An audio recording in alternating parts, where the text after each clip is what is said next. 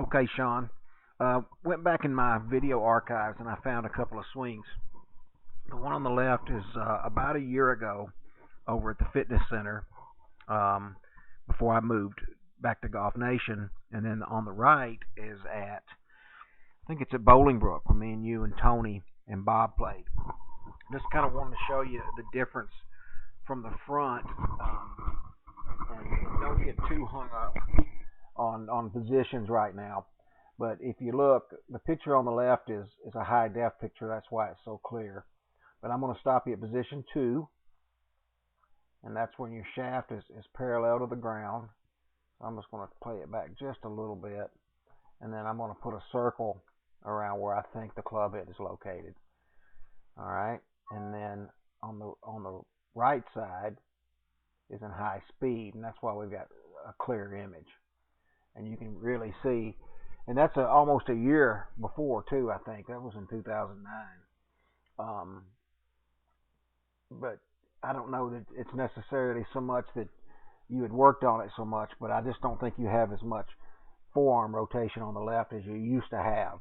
Okay, so let's go ahead and just stop it at position 3, and that's when the left arm is parallel to the ground, and you can see how the club is considerably more laid off on the right.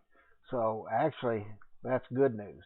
The next time I see you next Friday, I want to get some more images. But you know from what we saw on the little camera that we took last week or 2 weeks ago that you were still considerably inside. But at least on the left, it's a little bit better. You're doing a great job of keeping your posture. So we'll go ahead and take it to the top, and that's what we call P4, position 4.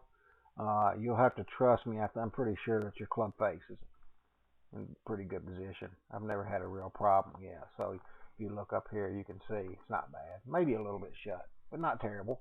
Okay, just to give you an idea of what your downswing plane looks like.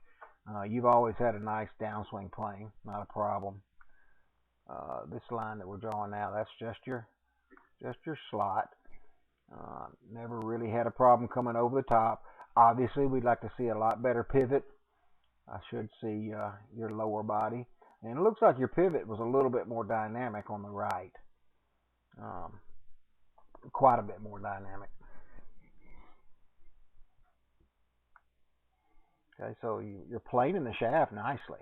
And that means that you're getting that shaft back in a pretty close position to where you were at address. So I'm going to change color here for contrast. So that's your impact plane or shaft position. Okay, so really good. A lot of guys are a lot steeper than that. And what we're looking for is hopefully that right elbow, right forearm from the elbow down is pretty close. Not bad, and hopefully you're going to keep swinging on plane well into your exit. Okay, so if we look close though, and we'll see this quite a bit. Let's see here. Is look at your club face. Whenever we see that club face pointing down at P, just past P8, P7 is impact. P8 is when the shaft is parallel to the ground. Typically the toes should be pointing pretty much straight up. Alright, so I'm going to just play it on through. And it's kind of hard to see. I can't even see it in this high def image. But I can guarantee you that if you look real close, your club face is going to be, there it is right there. I'll just take all of this off. I don't know why. Sorry about this. You know me and technology. There we go. So there's your club face position, and that's always a really good indicator.